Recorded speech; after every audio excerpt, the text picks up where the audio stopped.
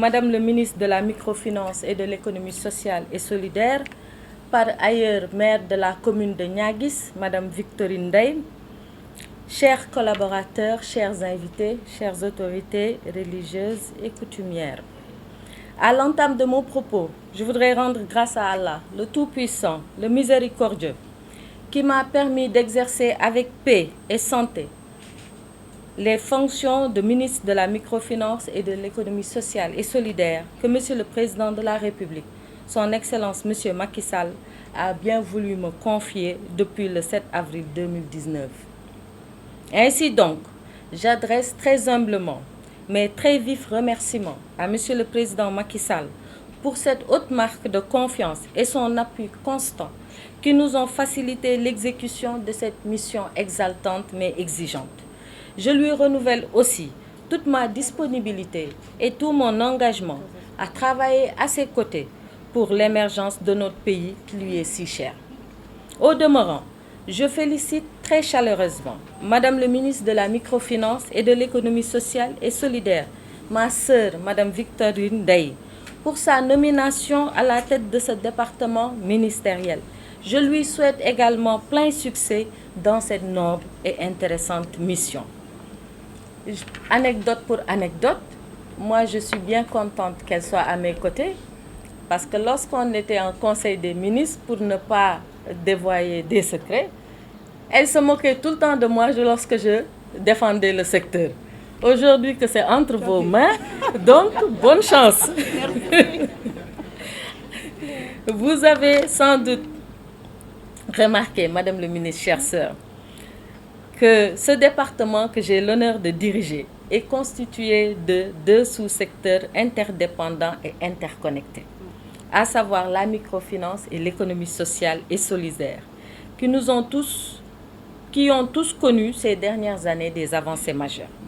En effet, pour ce qui concerne l'économie sociale et solidaire, qui est la deuxième initiative de Monsieur le Président de la République, il faut dire que si au niveau international, les avancées notées se mesurent à travers la forte implication de notre pays dans l'élaboration de documents cadres tels que la résolution des Nations Unies sur l'ESS, au niveau national par contre, notre performance est fortement liée à l'élaboration et l'adoption d'un cadre juridique innovant qui structure désormais le secteur.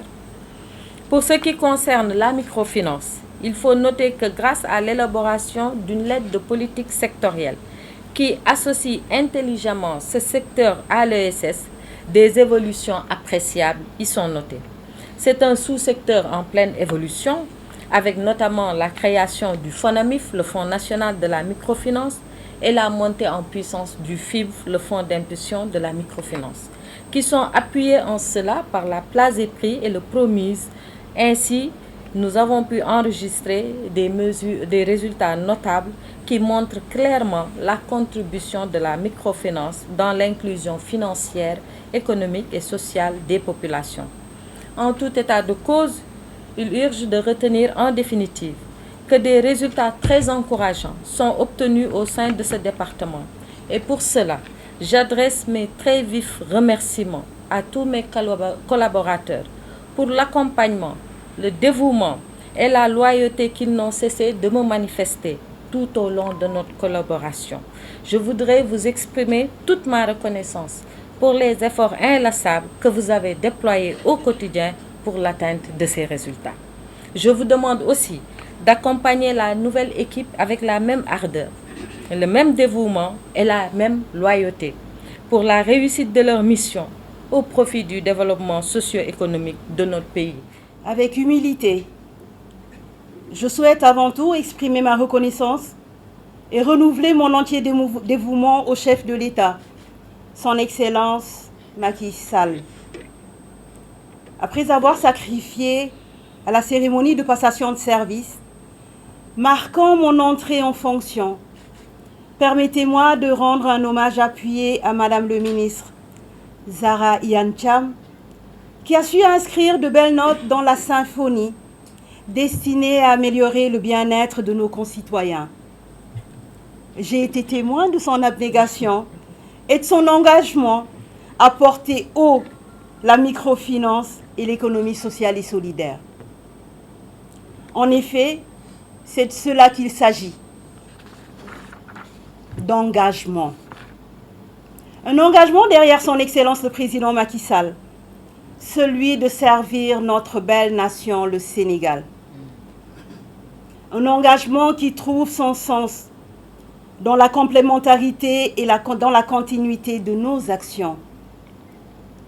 C'est pour cela que je serai dans la continuité de mes prédécesseurs, que sont les ministres Aminata Angélique Monga et Zahra Iyane Thiam, toutes deux engagées dans la matérialisation de la vision et de l'ambition affirmée du chef de l'État de bâtir ce Sénégal de tous, le Sénégal pour tous.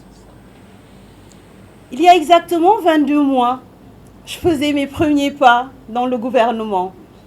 Et depuis, je n'ai eu de cesse d'avoir une pensée pieuse pour mes défunts parents, car je sais que de là où ils sont, ils m'observent et veillent sur moi.